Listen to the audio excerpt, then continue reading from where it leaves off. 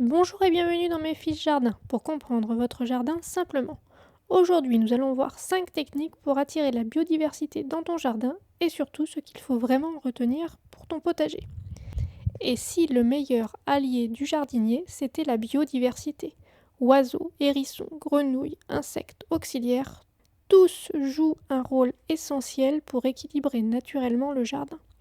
Le problème, c'est que dans beaucoup de jardins modernes, la petite faune ne trouve plus d'abri, plus d'eau ni assez de nourriture.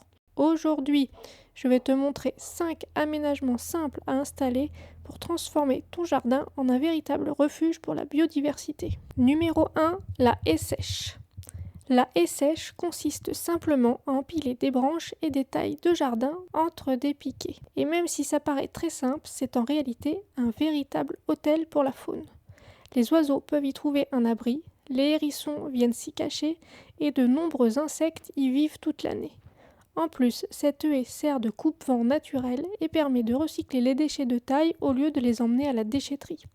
Avec le temps, le bois se décompose lentement, nourrit les champignons et enrichit la vie du sol. C'est un aménagement très vivant qui évolue naturellement au fil des saisons. Le tas de bois. Autre élément très utile, le tas de bois. Le bois mort est essentiel dans un jardin naturel. Il sert de refuge aux hérissons, aux lézards et à énormément d'insectes. Certains insectes xylophages se nourrissent même du bois en décomposition et deviennent ensuite une source de nourriture pour les oiseaux. Petit à petit, le tas de bois enrichit aussi le sol en matière organique. Dans la nature, rien ne se perd. Le bois mort fait partie du cycle naturel de la vie. Le pot en terre retourné avec du foin. Voici maintenant une astuce très simple à mettre en place. Un pot en terre retourné rempli de foin ou de paille. Cet abri attire surtout les perce-oreilles, et contrairement à leur mauvaise réputation, ce sont de précieux alliés du jardinier. Ils consomment notamment beaucoup de pucerons. Le pot de fleurs leur offre un endroit frais, sombre et protégé pendant toute la journée. C'est un tout petit aménagement, mais qui peut avoir un vrai impact dans la lutte naturelle contre certains ravageurs. La mare naturelle. Si vous avez un peu de place, la mare naturelle est probablement l'aménagement le plus riche en biodiversité. Très rapidement, elle attire grenouilles, libellules, oiseaux et une multitude de petits organismes. Et contrairement à ce que l'on pense souvent, une mare équilibrée peut même aider à limiter les moustiques. Pourquoi ? Parce que les larves sont mangées par leurs prédateurs naturels. En été, ce point d'eau devient aussi indispensable pour la faune.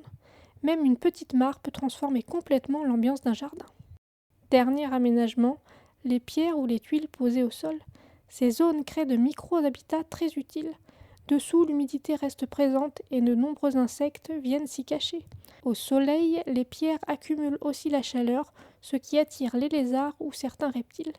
Ce sont souvent les petits détails comme celui-ci qui rendent un jardin beaucoup plus vivant. Finalement, attirer la biodiversité ne demande pas forcément beaucoup d'espace ni beaucoup d'argent. Quelques branches, un tas de bois, un point d'eau ou quelques pierres peuvent suffire à recréer de véritables refuges pour la faune. Et plus les habitats sont variés, plus le jardin devient équilibré, vivant et autonome.